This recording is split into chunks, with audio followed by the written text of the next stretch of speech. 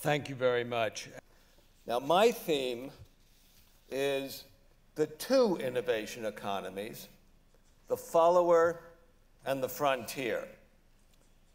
For 250 years, technological innovation has driven economic development. New technologies have not merely lowered the cost of producing and delivering goods and services that already are available.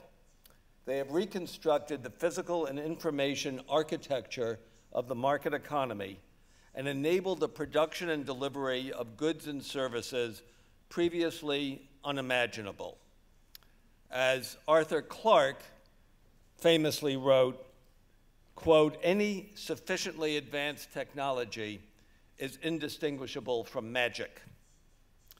From the mechanization of industrial production and the canals and railways of the first industrial revolution, through the application of science to industry and the deployment of telecommunication networks during the second industrial revolution, to the digital ICT revolution of the past 50 years, technology has created a succession of genuinely new economies.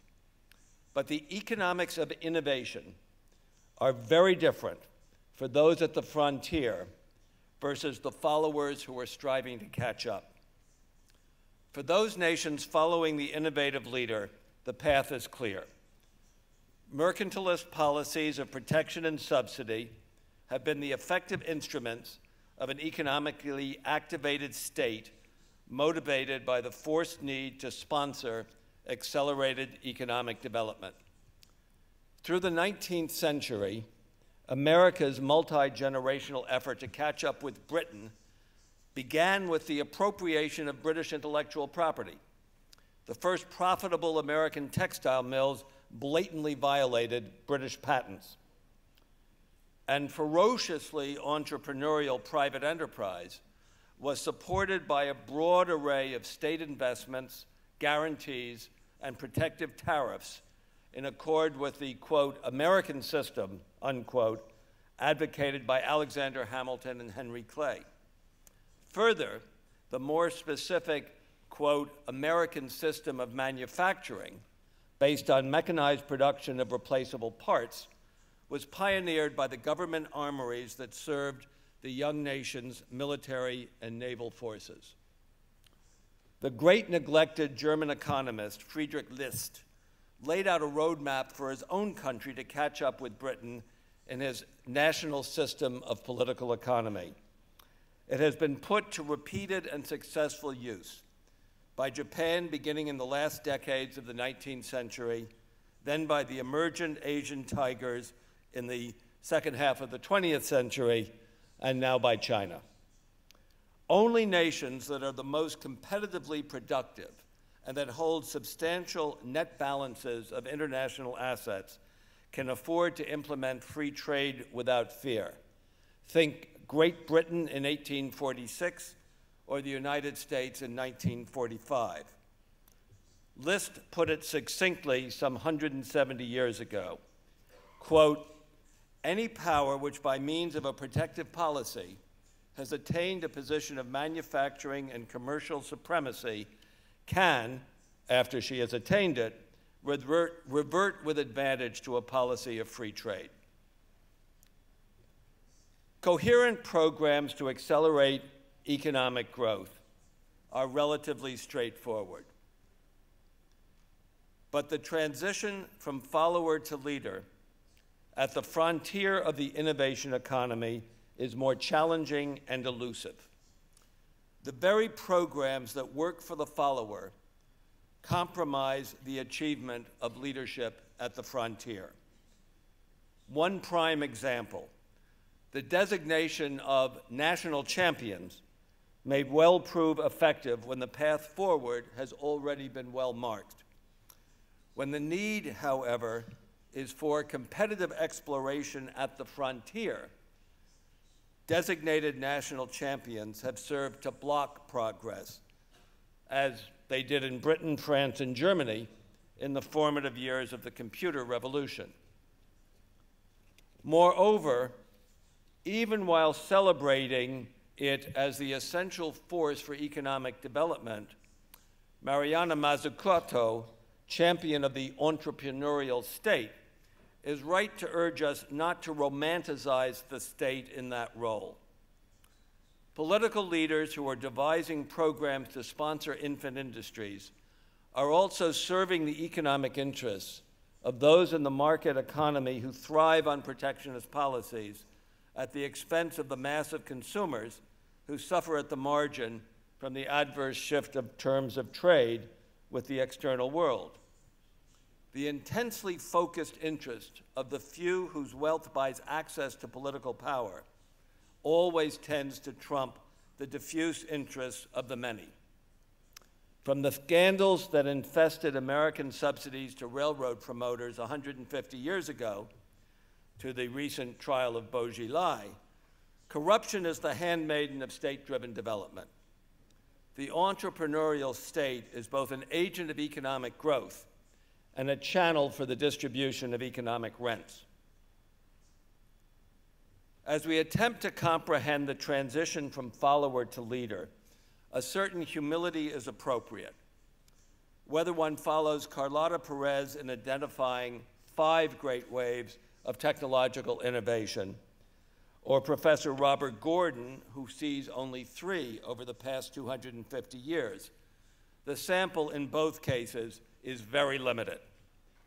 Further, in either case, the process in which we are interested has involved only 3 nations to date: Britain from the first industrial revolution through most of the 19th century, Germany and the United States as they competed for leadership of the second industrial revolution, and the United States alone for close to 100 years. This is hardly a data set from which statistically reliable laws of motion can be derived. Yet I will offer a few generic observations. At the frontier, economic innovation has been driven by successive processes of trial and error and error and error. Upstream exercises in research and invention, and downstream experiments in exploiting the new economic space opened by innovation.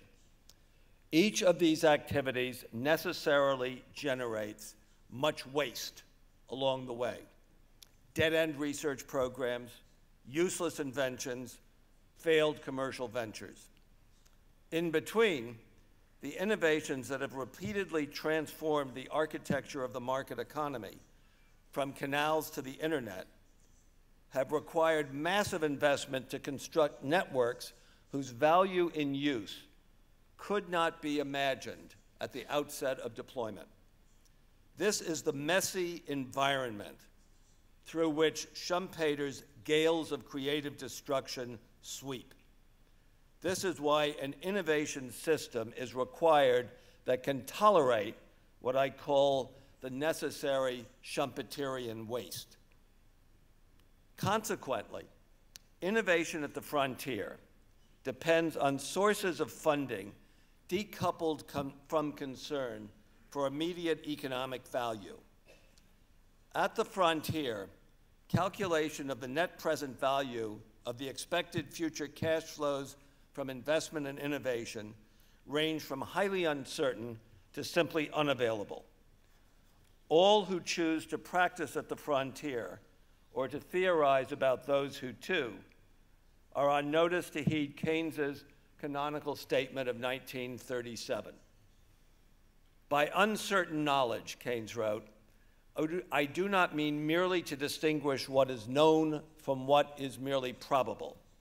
The sense in which I am using the term is that in which, he was writing in 1937, the prospect of a European war is uncertain, or the price of copper and the rate of interest 20 years hence, or the obsolescence of a new invention, or the position of private wealth owners in the social system in 1970.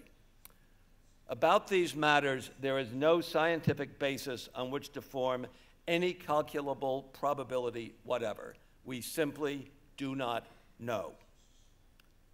Thus, the processes that drive creative destruction cannot be reduced to the optimal intertemporal allocation of resources, as Anatol Koletsky spoke so eloquently about it last night.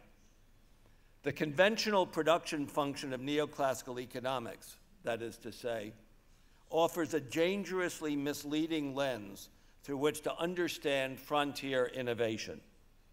The vision of the theoretical optimal social planner and of state officials in the real world striving to harness the magic of frontier innovation for economic growth, as of the entrepreneur and her venturesome financier, is necessarily clouded to the point of blindness. In this context, two sources of capital have been available to underwrite investment in fundamental innovation. The first is financial speculation. Investment bubbles have arisen wherever liquid markets and assets have existed. The objects of speculation challenge the imagination. Tulip bulbs, gold and silver mines, real estate, again and again, the debt of new nations, corporate securities. Occasionally, decisively, the object of speculation has been one of those fundamental technologies, canals, railroads, electrification, radio, automobiles, microelectronics, computing, the internet, for which financial speculators have mobilized capital on a scale far beyond what rational investors would have provided. The history of financial capitalism demonstrates the need to distinguish between bubbles along two different dimensions. One dimension is defined by the object of speculation. Only occasionally have speculators focused on fundamental technology instead of gold mines or houses that do not contribute to system-wide increases in productivity. The second dimension concerns the locus of speculative activity, distinguishing between bubbles that remain confined to the liquid capital markets versus those that transcend the markets to suck in the institutions that accept deposits and provide the credit that fuels the ordinary workings of the market economy. In the immediate past, the contrast is instructive between the respective consequences, positive and negative, of the dot-com telecom bubble of 1998-2000 and the credit bubble of 2004-2007, when the $6 trillion of nominal financial wealth created in the former and concentrated in equity securities was liquidated, the economic consequences were within the bounds of post-war experience, leaving the technological foundations and business models in place for the newest new economy. The great credit bubble, by contrast, will be remembered precisely for its destructive economic consequences and not for any physical legacy, least of all the abandoned houses scattered along the coastal regions of the US and from Ireland and Spain to the emerging lands of Central and Eastern Europe. Complementing the role of speculation, activist states have played multiple roles in encouraging innovation at the frontier.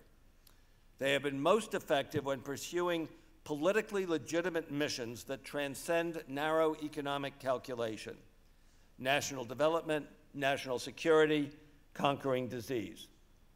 Indeed, more than 50 years ago, Richard Nelson and Kenneth Arrow separately identified the market's failure to allocate sufficient resources to scientific research and technological development as offering a prima facie case for state intervention. But correcting market failure has proved capable of mobilizing only limited resources for narrowly defined purposes. Of critical importance, invoked in order to increase the efficiency of resource allocation where the market has failed, correction of market failure offers no defense whatsoever against the charges of waste in state investments in frontier innovation. Now, the US managed the transition from follower to leader between roughly 1880 and 1930, combining the professionalization of corporate management with a speculative taste for new technologies, electricity, automobiles, radio, and state tolerance of the great industrial monopolies spawned by the Second Industrial Revolution that invested excess profits in scientific research and technical invention. From the onset of World War II, investment in science became a core instrument of national security. Its continuation into the post-World War II, Cold War decades was historically unprecedented. Quantitatively and qualitatively, the federal government drove the extension of America's leadership to the array of technologies that constituted the digital information and communications revolution. In turn, invocation of a new politically legitimate mission, conquering disease, broadened its scope to the life sciences. President Nixon's declaration of war on cancer in the early 1970s was more than a play on words. Today, contrary to the techno-pessimists, the digital new economy that was made in America exhibits ample momentum in the private sector. Speculation-worthy innovations are visible across multiple dimensions, rendering the fourth-generation mobile cloud computing architecture ready for mission-critical applications, deploying the, quote, Internet of Things to link large-scale sense and control networks, advancing from automatic speech recognition to natural language understanding, extracting actionable information from, quote, big, unquote, unstructured data, data accumulated in hitherto unimaginable scale. But when we turn to the next new economy, the low-carbon economy, outlined by Zhu Guomei, a fog of strategic uncertainty engulfs us. America is suffering the consequences of a generation-long effort to render the state illegitimate as an economic actor. Moreover, America is uniquely distinguished by widespread denial of the reality of climate change and rejection of global warming as a motive for aggressive state action of any sort. And Europe, where climate change and the need for state-sponsored response are both generally accepted, remains mired in its self-contradictory commitment to, quote, expansionary fiscal austerity. Can China take the lead? Darren Asimoglu and James Robinson, in their widely acclaimed new book, Why Nations Fail, have read the history of economic development to argue that leadership in economically significant innovation turns on prior institutional evolution from, quote, extractive to open, quote, inclusive political institutions. In consequence, they express extreme skepticism about China's potential to lead, quote, until there is radical reform of political institutions, unquote. Yet, as noted, the relevant historical record is short and sparse, and consideration of the manner in which Britain emerged as the first industrial nation suggests that, as usual, it is not that simple. Let us reach back almost 200 years to consider the state of Britain's political economy when the first industrial revolution was gathering steam, as one might put it. England in 1820 was governed by a corrupt oligarchy whose authority was exercised across the country in intimate collaboration with the national religious establishment. While limits on the arbitrary authority of the sovereign had been established by the Glorious Revolution of 1688, for the great mass of the people, draconian repression was the rule. Under the bloody code of criminal justice, more than 100 felonies were definitionally punishable by death or transportation. The patent system was notoriously expensive and inaccessible. The aristocratic elite were insulated from legal exposure and enjoyed enormous rents, both actual from their ownership of land and virtual through political and social institutions. Legitimacy was validated by the fear of anarchy, the loss of order, the terrifying reality of which had been observed in Paris, just across the English Channel, within living memory. Those who ruled England were seeking to hold the lid on the greatest explosion of economic energy and financial wealth in human history. And over a long generation, from roughly 1830, England was transformed along multiple dimensions, from the, quote, old corruption derided by William Cobbett to the high Victorian order celebrated by Anthony Trollope, from the Great Reform Act of 1834 to repeal of the Corn Laws in 1846, and on to the Northcott-Trevelyan civil service reforms initiated in 1853, and the radical Representation of the People Act of 1867, Britain followed its own unique path towards a relatively stable and sustainable democratic capitalism. Did inclusive political institutions enable the Industrial Revolution, or were they in good part its consequence? Or are both questions misconceived? In the complex and contingent processes of social evolution, is it possible to abstract any causal law on which it is useful to rely when seeking to interpret, let alone anticipate, the outcome of another such evolutionary process, itself comparably complex and contingent?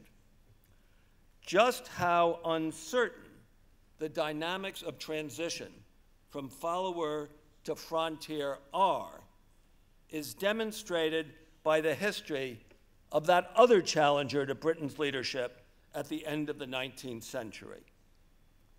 When mechanical tinkering had definitively yielded to scientific discovery as the source of technological innovation, Germany, not the United States, was the emergent winner.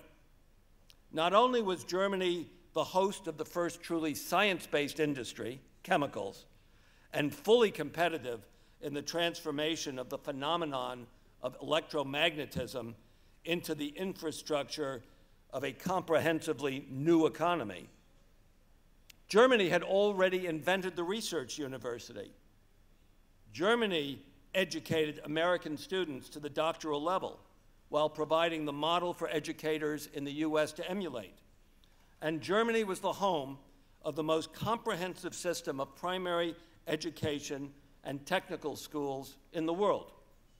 What's more, under Bismarck, its paternalistic state had preemptively initiated the first ever elements of a social safety net. The late historian David Landis, considering Germany's success in overtaking Britain at the end of the 19th century, identifies one of the strangest paradoxes in history. That on the one hand, a liberal society standing out from all others for equality and mobility of status, Great Britain, should have lost something of these during the very period of its progressive political democratization, while on the other, a far more authoritarian society, Germany, characterized in its pre-industrial period by a clearly defined, fairly rigid hierarchy of rank, should have developed a more open structure without corresponding political change. In the language of Acemoglu and Robinson, Britain's economic institutions became less inclusive even as its political institutions became more so. Germany's economic institutions became more inclusive even as its political institutions remained substantially extractive. The processes that drive history are not stationary. From Germany's position in 1913, there then followed 30 years of self-destruction. 2 world wars, hyperinflation, Great Depression, and the Third Reich. The succession of political, military, and financial catastrophes trumped the economic momentum derived from scientific discovery and technological advance. Any attempt to construct a transcendent framework in which to force-fit human history can be expected to confront such extreme discontinuities. Yet we may extract a few significant lessons, not laws, from the experience of those who have driven innovation at the frontier. The national champions that are the vehicles for economic development during the catch-up phase can be expected to mobilize all their resources, political as well as economic, to resist any opening to competitive assault. Contrariwise, state sponsorship of trial and error experimentation and toleration of entrepreneurial failure, upstream in the domain of scientific research and downstream in the deployment of novel technologies, will be subject to fierce criticism, and not only from economists, for the necessary waste thereby generated. Yet innovation at the frontier turns on engendering a host of hopeful monsters seeking commercial reward, most of which will fail. This explains the need for access to speculative finance in liquid capital markets, where failure of any project has limited economic consequences and is decoupled from political patronage or penalty.